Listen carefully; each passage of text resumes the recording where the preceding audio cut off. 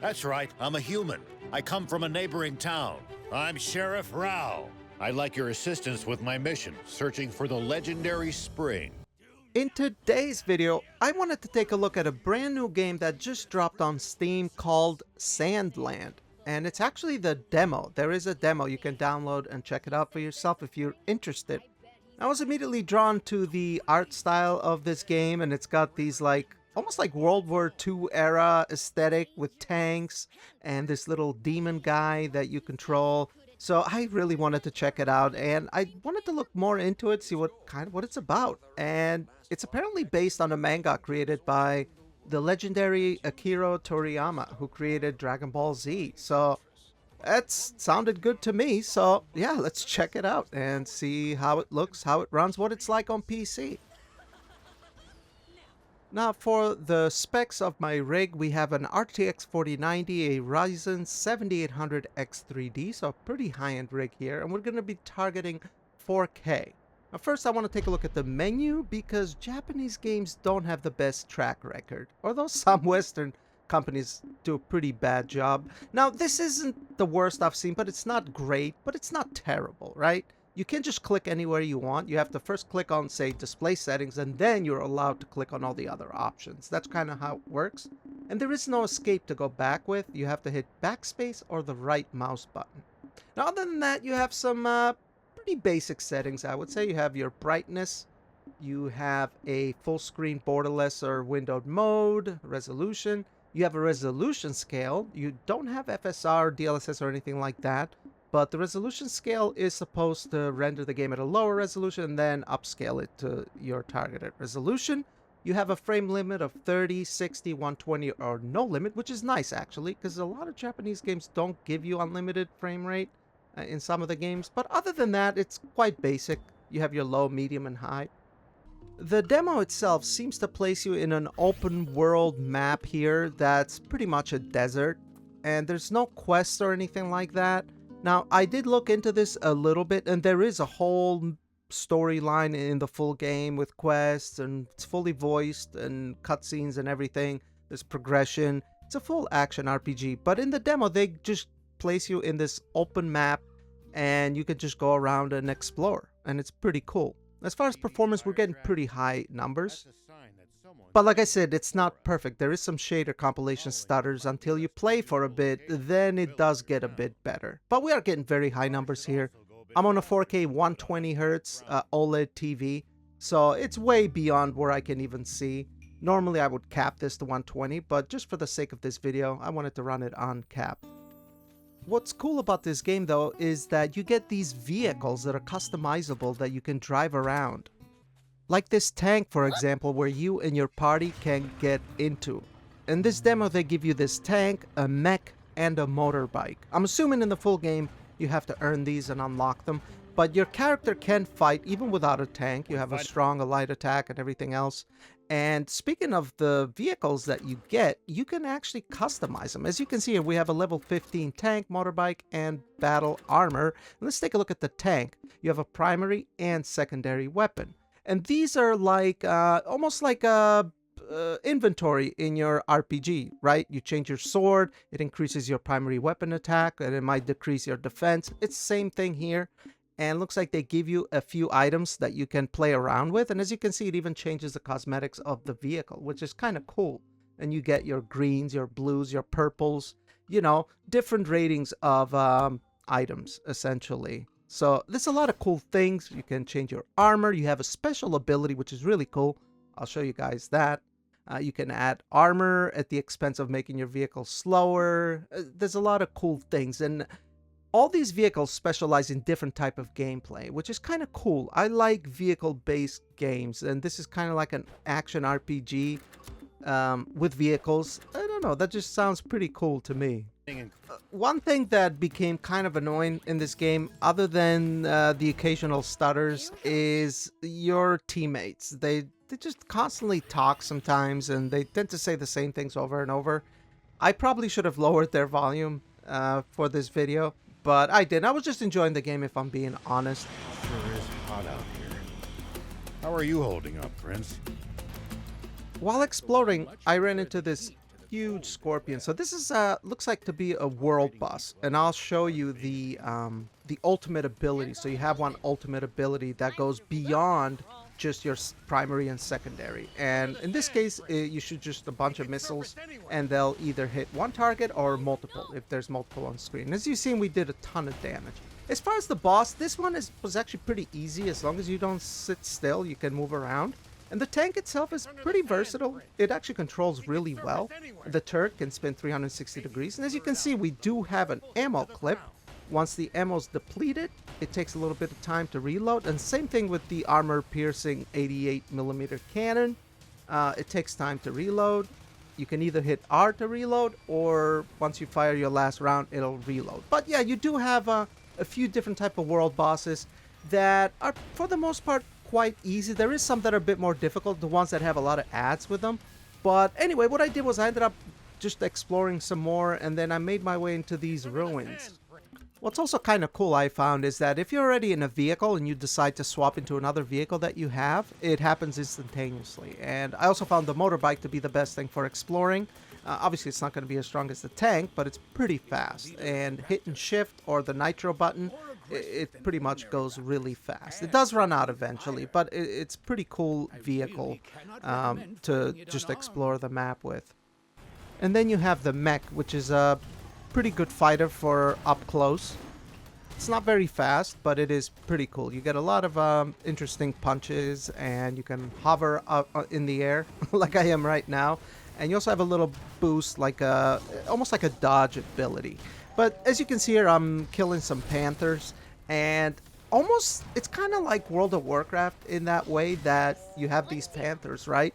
And then there'll be a panther world boss, like there was scorpions and that scorpion world boss. It's kind of a similar thing. Each area will have like its own boss, and then you find just you know, you might find a cave where you get water. So water seems to be the you know, like a valuable asset. Obviously, it makes sense. I mean, you're in like a post-apocalyptic desert area, which the way I understand it is there was some sort of a war, and humanity did, you know, what humanity does, and the water became scarce, and people fight over water. You know, we've seen this concept before in many other movies and games, but yeah, that's basically the premise here, in a basic form. Now, these ruins, like I mentioned earlier, was the most interesting thing I found. I was just exploring, and what I wanted to do was I wanted to try the 120 FPS limit in the game, because my display is 120 hertz, so there's no reason for me to waste electricity, you know, at 256 FPS. It's kind of pointless, really. And yeah, unfortunately, it's not perfect. I mean, don't get me wrong, the 1% lows are pretty good. But it's just unfortunate that we still get these games that have these like stuttering issues or lack of a shader optimization caching process in the beginning of the game, you know, to improve on this. And yeah, you just kind of explore. There's these like closed off areas you have to blow with a tank, and you just try to get to the end of the area that you discover, and there's usually some treasure chests with unique items. There's ore and stuff you find, like inside that room, for example, which had this like anaconda snake that I couldn't get close to. It kept pushing me back, so I just said screw it. I just got on my mech eventually, and I just destroyed it. You have resources like ore that you gather that I'm assuming you use to craft items with or upgrade your vehicles. Again, the demo doesn't really introduce any of those mechanics, which I'm assuming are in the full game. You're just essentially exploring this map. Now, in these ruins, there was some platforming areas, and this one in particular, I'm pretty sure you have to use the motorbike to jump across. And I died a few times here. I kept trying, and there's no other way. I tried the mech because the mech has this like hover ability, but it doesn't last that long. And that didn't work either. Eventually, I tried from a longer distance, though, just to pick up some speed. And turned out that was the key. You need a bit of a runway to gather some speed. But it's pretty basic stuff. You get to the end of this, you know, mini dungeon, if you want to call it that, and you just get some unique items. which looks like again, I don't know what ancient copper coin does, but I'm assuming it's something important. Now, when you launch this demo, you have the option of launching in DX11 or DX12. And we've been playing so far on DX12. And I did want to do a run of DX12 and DX11 so that we can compare and see if one runs a bit better than the other. Because throughout that whole gameplay, we didn't really get many stutters, but this area here is a new area, part of the map that I hadn't explored previously, really. So there is some stuttering here and there. So I wanted to go to a new part of the map and test it. So that's what we're going to do. Let's take a look at DX11 and DX12. Then I'll go a couple other things because this is the next day after I recorded my primary footage and I ended up getting the game. So I'll just cover a couple things real quick and then close off the video. So let's check out DX11 versus DX12. Alright, so for this one I'm showing all the cores just so we can see utilization, and it's not particularly great if I'm being honest. And this is DX12. It pays to take the time to stop and observe your surroundings every now and then. You just might make some exciting discoveries. And if we can find some loot as a result, even better.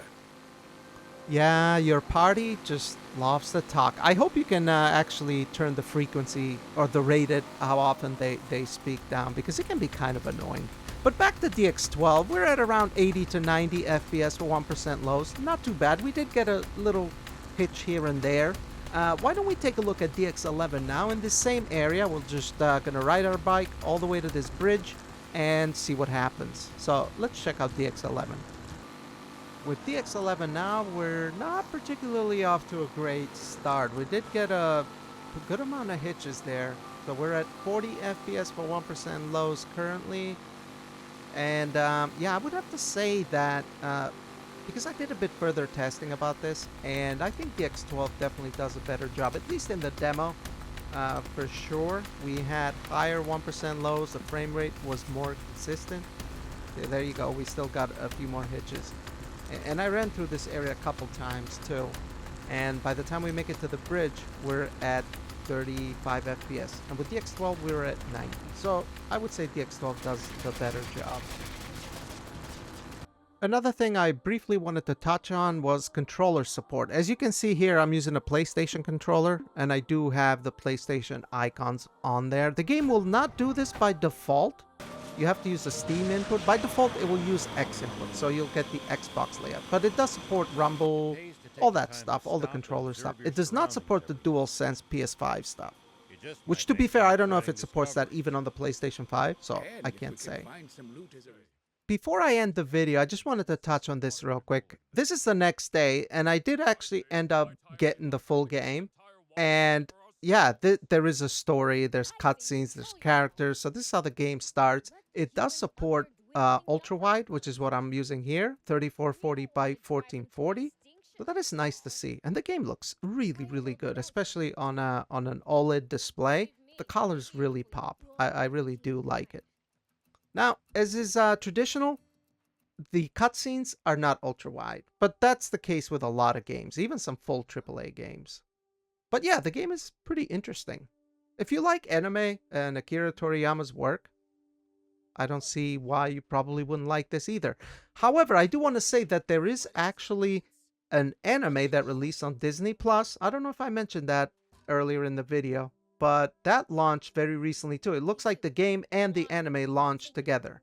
So there is an anime on Hulu and Disney Plus of Sandland. So I might actually check that out because it seems kind of interesting. But anyway, I hope you guys enjoyed this video. Something different. Instead of just benchmarking a bunch of different games, I do like to take a look at games that I find interesting personally and then share that with you guys. So if you did enjoy it, give it a like and consider subscribing for more content. Leave your ideas, suggestions down below. I read all the comments and I appreciate you watching the video. I hope you have a great one. Bye-bye.